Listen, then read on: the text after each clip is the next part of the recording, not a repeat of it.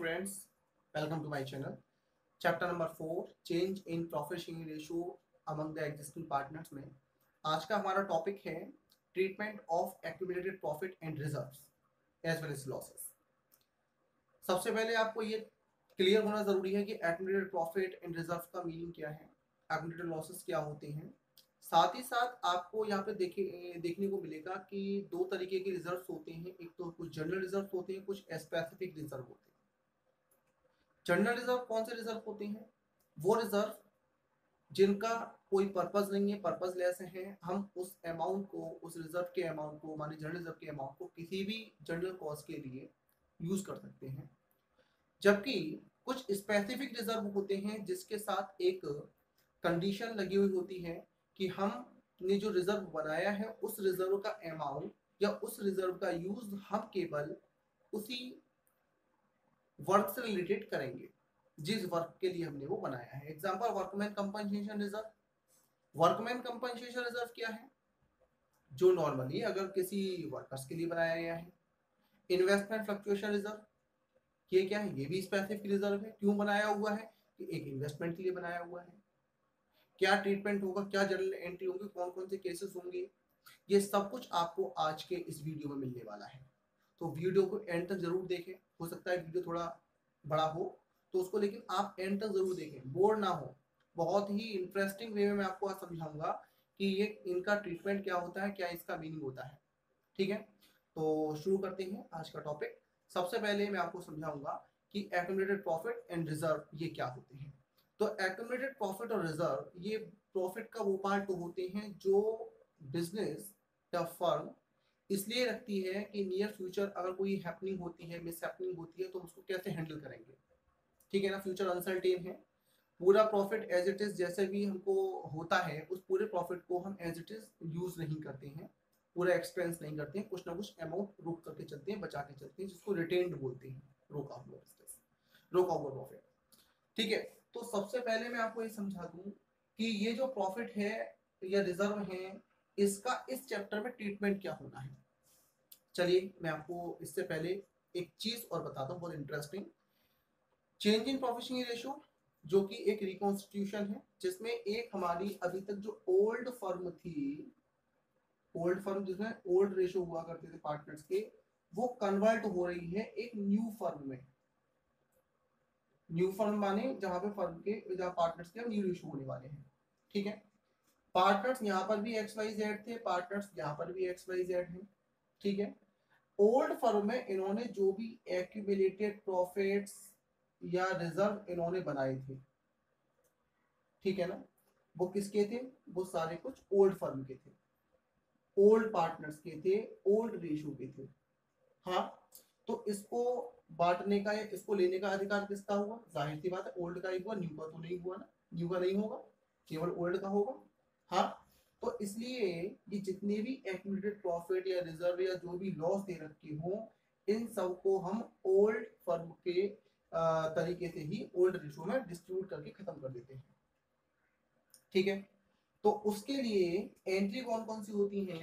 तो for transfer of the reserve and accumulated profit आपको पता होना चाहिए कि जितनी भी एक्यूमुलेटेड प्रॉफिट या रिजर्व होते हैं, इन सबका बैलेंस क्रेडिट बैलेंस होता है, या इन सबको हम लायबिलिटी साइड पे दिखाते हैं।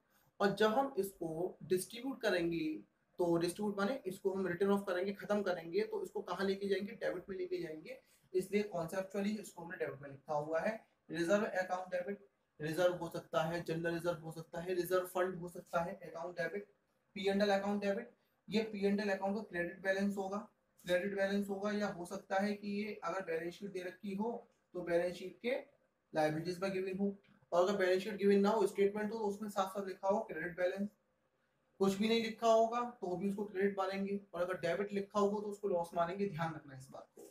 Workman compensation reserve account debit, workman compensation reserve account debit short में मैंने लिखा हुआ है, आपको फुल फॉर्म यूज करनी है, जिसमें excess of reserve over liability.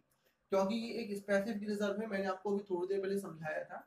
तो स्पेसिफिक रिजर्व में जितनी भी लायबिलिटी बनेगी, उस लायबिलिटी को रिजर्व में से डिडक्ट करने के बाद जो भी रिजर्व का अमाउंट बचेगा उसको हम इसमें डिस्ट्रीब्यूट करेंगे, यहाँ पे लिखेंगे। ठीक है, अभी इसके ऊपर पूरा वीडियो में आप पूरा वीडियो देखते जाइएगा। इसका वर्कमैन कंपनसेशन रिजर्व को मैं अलग से अभी पूरा बताऊंगा कौन कौन से इसके केस होते हैं। Investment fluctuation reserve account debit, इसमें भी सेम केस है।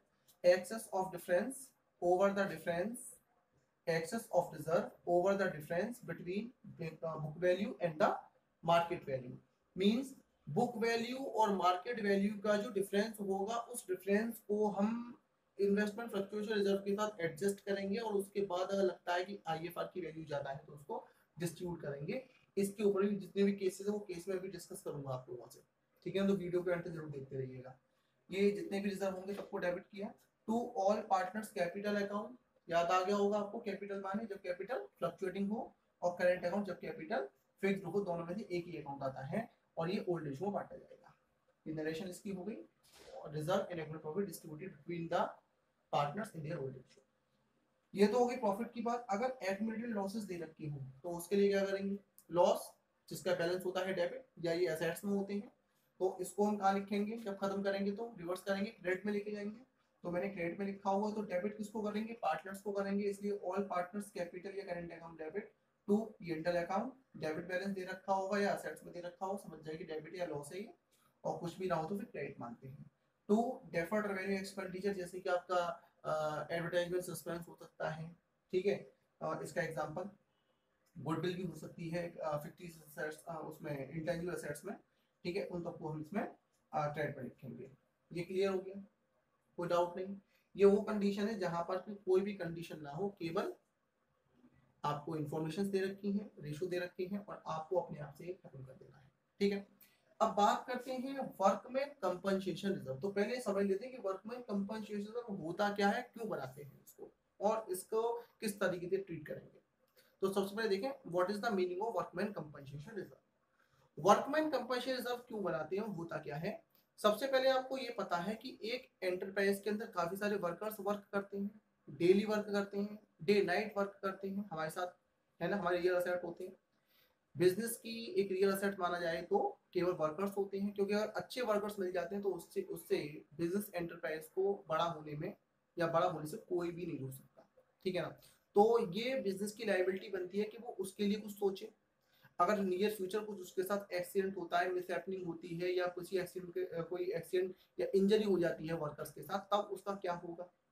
तो इस पॉइंट को अपने माइंड में रखते हुए बिजनेस या फर्म या पार्टनर्स प्रॉफिट का एक पार्ट, जिसको हम बोलते हैं एप्रोप्रिएशन या एक्यूमुलेटेड प्रॉफिट का एक पार्ट, जो हमने इस पर्पज से रखा जिससे कि अगर नियर फ्यूचर वर्कर के साथ कोई मिसहैपनिंग हुई तो हम उसका कंपनसेशन यहाँ से पेड करके करेंगे, ठीक है। तो इसलिए हम वर्कमैन कंपनसेशन रिजर्व बनाते हैं। स्पेसिफिक रिजर्व है क्योंकि रिजर्व के साथ उसका कॉज एडेड है, वर्कमैन कंपनसेशन, वर्कर को कंपनसेशन देने के लिए दिया जाएगा, ऐसा रिजर्व है, ठीक है।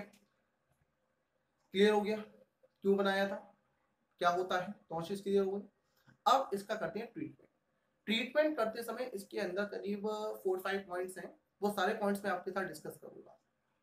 पहला पॉइंट है when no workman compensation claim is given, means हमको बैलेंस शीट के लायबिलिटीज के अंदर वर्कमैन कंपनसेशन रिजर्व गिवन है या एवं नीचे स्टेटमेंट में एडिशनल इंफॉर्मेशन में हमको वर्कमैन कंपनसेशन रिजर्व गिवन है।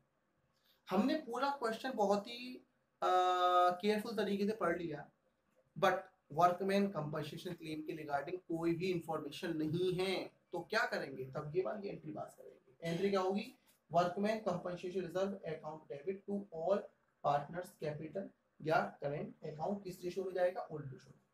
क्लियर है। लायबिलिटी थी, क्रेडिट बैलेंस था, जब इसको फिनिश करेंगे तो इसको डेबिट करेंगे, पार्टनर्स की कैपिटल की वैल्यू से इंक्रीज होगी, कैपिटल का बैलेंस क्रेडिट होता है इसलिए इसको क्रेडिट करेंगे, फंडा था, ठीक है ना। जल्दी से इसको नोट करिए, कुछ और मैं वर्कमैन से रिलेटेड आपको केस सॉल्व करने वाला हूं।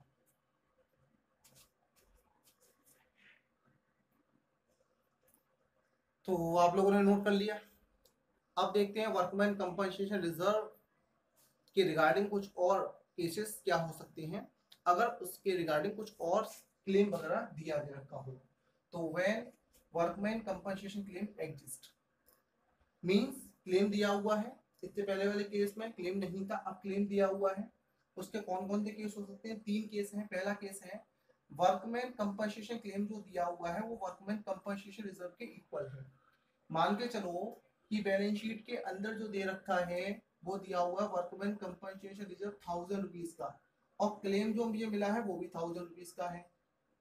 अब क्या करेंगे, कुछ नहीं, एक एंट्री पास करेंगे, workman compensation reserve account debit to workman compensation claim account. कोई भी एक्सेस अमाउंट नहीं है, इसलिए ये क्लेम रिजर्व से पूरा एडजस्ट हो चुका है, ना रिजर्व बचा ना ही क्लेम बचा। ठीक है, पॉइंट क्लियर है। नेक्स्ट है workman compensation claim is less than workman compensation reserve, means कि रिजर्व आपका दिया हुआ है सपोज दैट 1000 रुपीज का, सेम केस, और क्लेम जो दिया हुआ है वो है 800 रुपीज का फॉर एग्जांपल। अब आप क्या करोगे, तो इस वाले केस में तो यहाँ पे 1000 आ गया, यहाँ पे 1000 आ गया। ठीक है, इस वाले क्लेम में workman compensation reserve account debit, work to workman compensation claim account और टू पार्टनर्स कैपिटल या करंट अकाउंट। अब रिजर्व में कितना अमाउंट आएगा, रिजर्व में तुम सेम अमाउंट लिखेंगे 1000 रुपीज, रिजर्व और क्लेम में कितना आएगा 800। अब इन दोनों में डिफरेंस जो है वो 200 का है, वो 200 रुपीज हम पार्टनर्स कैपिटल में अभी फिलहाल मैं इसको लिख रहा हूँ, लेकिन इसको हम ओल्ड रेशियो में डिस्ट्रीब्यूट करेंगे 200 रुपीज को, ए बी सी जो भी पार्टनर्स हैं उन सबको ओल्ड रेशियो में बांट देंगे 200 रुपीज को। क्लियर है। एक इसका केस हो सकता है workman compensation claim is more than workman compensation reserve. क्या मतलब, 1000 रुपीज का रिजर्व है और मोर देन का मतलब हो गया मान लो 1200, मान लो चलो 1200 रुपीज का इसका क्लेम है, तो workman compensation reserve 1000 rupees to workman compensation claim 1200। अब दोनों में डिफरेंस हो गया। ड्यूअल एस्पेक्ट कांसेप्ट क्या कहता है कि debit and credit should be equal, तो इक्वल करने के लिए यहाँ पे एक नया अकाउंट क्रिएट करेंगे जिसमें डिफरेंस लिखेंगे रिवैल्यूएशन अकाउंट डेबिट 200। ठीक है, कौन सा अकाउंट है, रिवैल्यूएशन अकाउंट, रिवॉल्यूशन नहीं रिवैल्यूएशन अकाउंट है। ठीक है, चलिए अब इस 200 रुपीज को क्या करेंगे, ये एक लॉस है, इस लॉस को हम पार्टनर्स में डिस्ट्रीब्यूट करेंगे। ठीक है, और पार्टनर डिस्ट्रीब्यूट करने की एंट्री होगी पार्टनर्स कैपिटल या current account debit to revaluation account, इस 200 रुपीज को पार्टनर्स के ओल्ड रेशियो में इसमें डिस्ट्रीब्यूट कर देंगे जो भी पार्टनर्स होंगे। तो ये वर्कमैन कंपनसेशन क्लेम से रिलेटेड कुछ केसेस थे, वो केस आपने सारे देखे। अब आ रहा है आपका next case, investment fluctuation reserve. ये इन्वेस्टमेंट फ्लक्चुएशन रिजर्व क्या होता है, इसको बनाते हो, क्या करेंगे इसका इस चैप्टर के अंदर। तो सबसे पहले इन्वेस्टमेंट फ्लक्चुएशन रिजर्व जो हम क्रिएट कर रहे हैं ये एप्रोप्रिएशन अगेंस्ट प्रॉफिट है, और इसको बनाने का जो मेन पर्पज है वो ये है कि जो मैंने इन्वेस्टमेंट किया हुआ है, मैंने माने बिजनेस ने जो इन्वेस्टमेंट किया हुआ है कहीं आउटसाइड द बिजनेस, अब उस इन्वेस्टमेंट करना एक रिस्क होता है अपने आप में, हो सकता है। अब रिस्क कहते हैं कि मान के चलो कि मैंने उस अमाउंट को अपने शेयर मार्केट में लगाया हुआ है। अब शेयर मार्केट तो अनसर्टेन होता है, फ्लक्चुएशन काफी ज्यादा होता है, सबसे ज्यादा रिस्क होता है। तो इस रिस्क को मैनेज करने के लिए मैं क्या करता हूँ, एक इन्वेस्टमेंट फ्लक्चुएशन रिजर्व तैयार कर लेता हूँ, और इसका मेन पर्पस केवल यही है कि इसमें जो भी मेरा फ्लक्चुएशन होगा इन्वेस्टमेंट के साथ, मार्केट वैल्यू कम होती है ज्यादा होती है, मुझे भी लॉस होता है, तो उस लॉस को मैं कंपनसेट कहाँ से करूंगा, इन्वेस्टमेंट फ्लक्चुएशन रिजर्व से। मान लो लॉस हो भी तब भी मुझे पता ना चले, इसके लिए आईएफआर बनाते हैं। कभी कभी क्या करते हैं, कुछ एक्स्ट्रा फैक्ट बता रहा हूं मैं आपको, कि अगर हम इन्वेस्टमेंट फ्लक्चुएशन रिजर्व को आउटसाइड द बिजनेस कहीं दूसरी जगह इन्वेस्टमेंट कर देते हैं, मैं किसको बात कर रहा हूं, मैं इन्वेस्टमेंट फ्लक्चुएशन रिजर्व की बात कर रहा हूं। अगर इन्वेस्टमेंट फ्लक्चुएशन रिजर्व को मैं आउटसाइड द बिजनेस कहीं पर इन्वेस्टमेंट कर देता हूं, तो उस पर इंटरेस्ट भी मिलने लगेगा और उससे वो इन्वेस्टमेंट फ्लक्चुएशन रिजर्व का अमाउंट बढ़ेगा, तब वो इन्वेस्टमेंट फ्लक्चुएशन रिजर्व ना होकर के इन्वेस्टमेंट फ्लक्चुएशन फंड बन जाएगा। चलिए ये एक्स्ट्रा फैक्ट था आपके लिए। अब इसमें कौन कौन से केस होते हैं, मीनिंग क्लियर हो गया। अब इसका क्या करना है आपको, चूंकि ये ओल्ड फर्म का है तो ओल्ड पार्टनर्स में ओल्ड रेशो में खत्म होना चाहिए, लेकिन कुछ केसेस के साथ में। पहला केस क्या है, पहला केस है कि व्हेन, इसमें 3 केस हैं जिसमें आपके इन्वेस्टमेंट फ्लक्चुएशन रिजर्व और जो मार्केट वैल्यू का फ्लक्चुएशन है वो इक्वल है, या हो सकता है लेस है, और या हो सकता है कि हाई है, ज्यादा है। तीनों केस में आपसे डिस्कस करूंगा।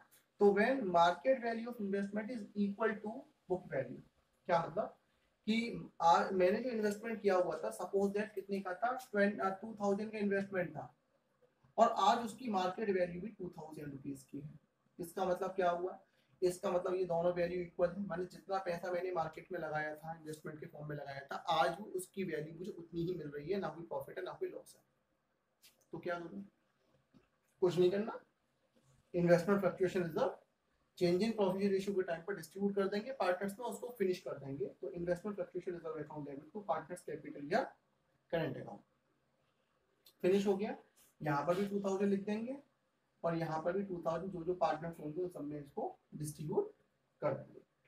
केस नंबर 2, केस नंबर 2 है when market value of investment is lower than the book value, lower than है। अब इस लोअर देन के अंदर भी अगेन 3 केस है।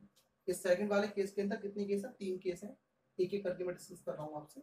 पहला है fall in the value of investment is less than IFR, means कि जो आईएफआर, जो मार्केट वैल्यू थी, सपोज दैट एग्जांपल अगर मैं क्लियर करूं, तो जो इसकी मार्केट वैल्यू थी, पहले बुक वैल्यू ले लीजिए, बुक वैल्यू थी सपोज दैट इसकी 2000, और आज इसकी जो मार्केट वैल्यू है वो कितनी है? मार्केट वैल्यू है लेस देन का मतलब हो गया आपका, चलो मैंने 1800 मान लिया। अब इसमें फ्लक्चुएशन कितना हो रहा है? इसमें फ्लक्चुएशन हुआ 200 रुपीज का, ठीक है ना? ये केस बनना है। और जो इसमें फ्लक्चुएशन हो रहा है ये मेरे आईएफआर से कम है। और सपोज है मेरे पास आईएफआर, ये तो मार्केट वैल्यू, आईएफआर कितना रखा हुआ है मेरे पास? मेरे पास सपोज दैट आईएफआर रखा हुआ है 500 रुपीज का, तो 500 का आईएफआर है और लॉस कितना हो रहा है? 200 का। तो ये केस क्या बनना है कि fall in the value in the investment is less than the IFR, ये मतलब था इसका, ठीक है? जो जो वैल्यू इसकी डिक्रीज हो रही है वो मेरे आईएफआर की वैल्यू से कम है। तब क्या करेंगे? आईएफआर अकाउंट डेबिट पूरा 500 टू इन्वेस्टमेंट अकाउंट, मैंने बताया book value minus market value, book value minus market value, यहाँ पे कितना आना चाहिए? 200।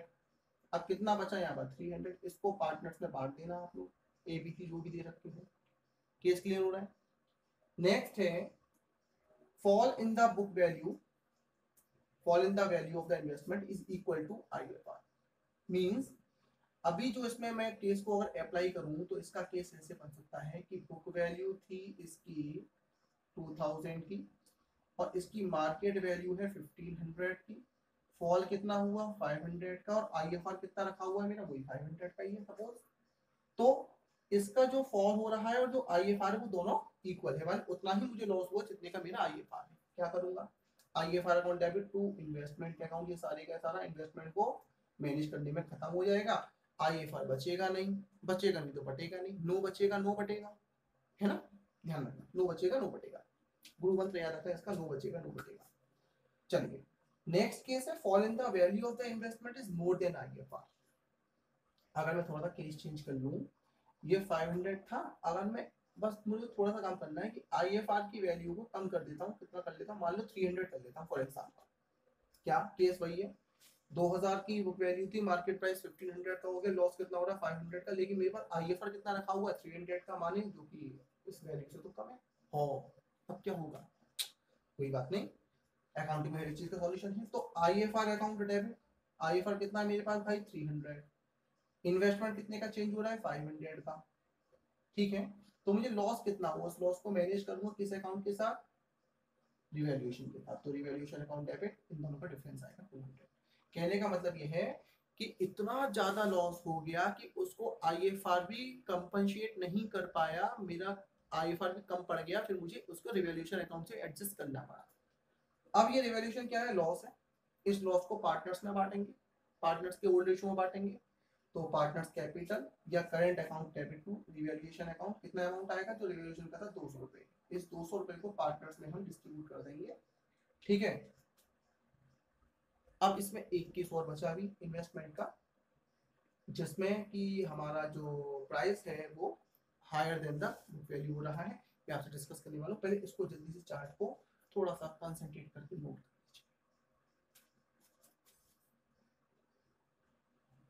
हाँ जी, तो आईएफआर का थर्ड एंड लास्ट केस है आपके सामने, when market value of investment is higher than the book value. क्या मतलब है इसमें? कि जो मार्केट वैल्यू है, पहले बुक वैल्यू ले लीजिए फिर मार्केट वैल्यू ले लीजिए, ठीक है ना?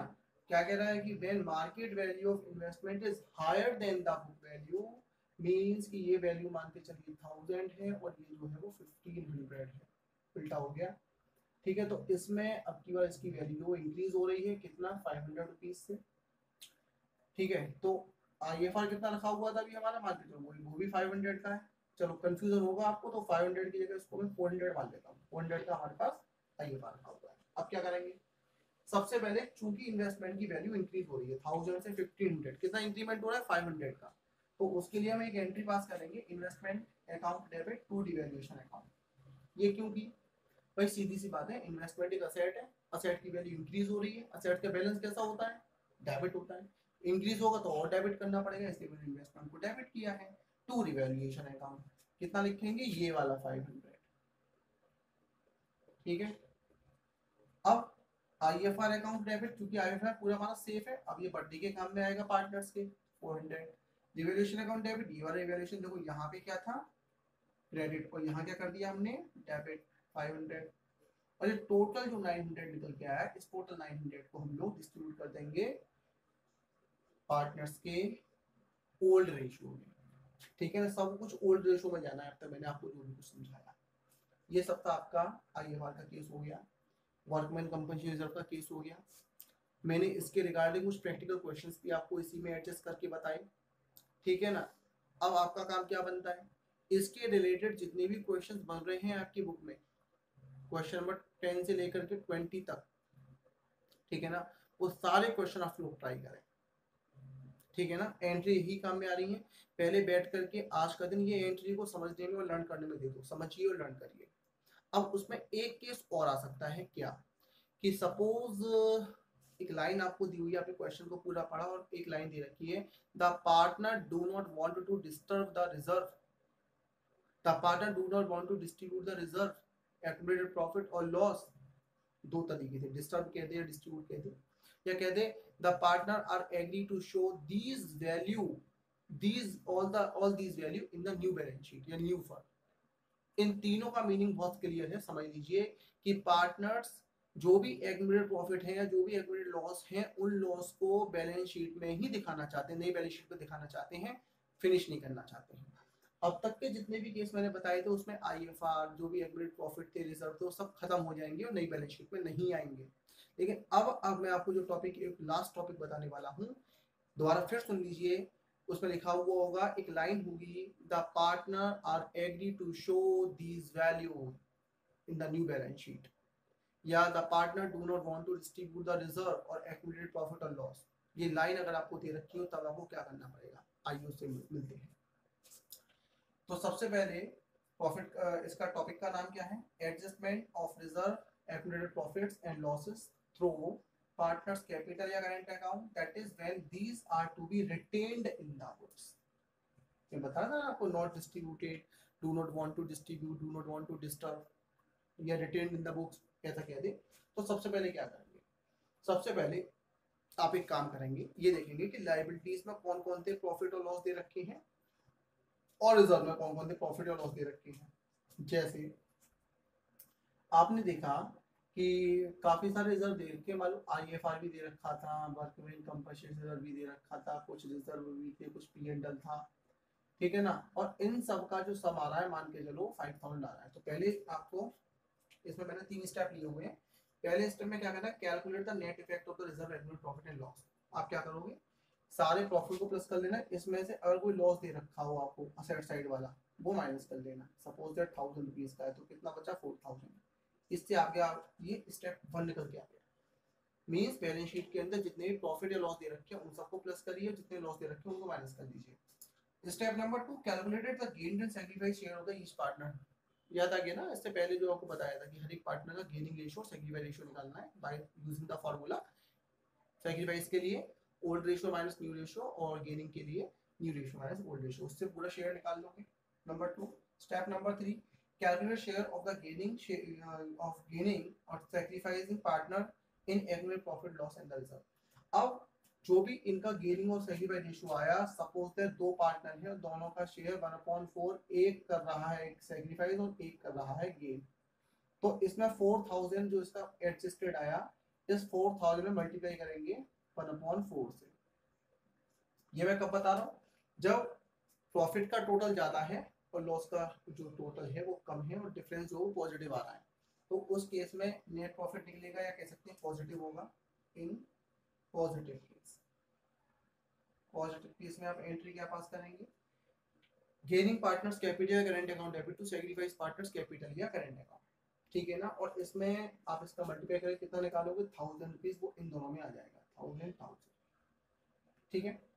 लेकिन सपोज दैट अगर उल्टा होता तो क्या होता, मान के चलो इन सब का टोटल तो आया 1000 और लॉस दे रखा है सपोज दैट 5000।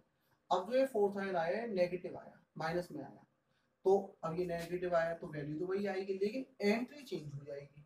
इसमें एंट्री क्या होगी, इसकी एंट्री जो होगी वो रिवर्स एंट्री होगी। रिवर्स, रिवर्स का मतलब है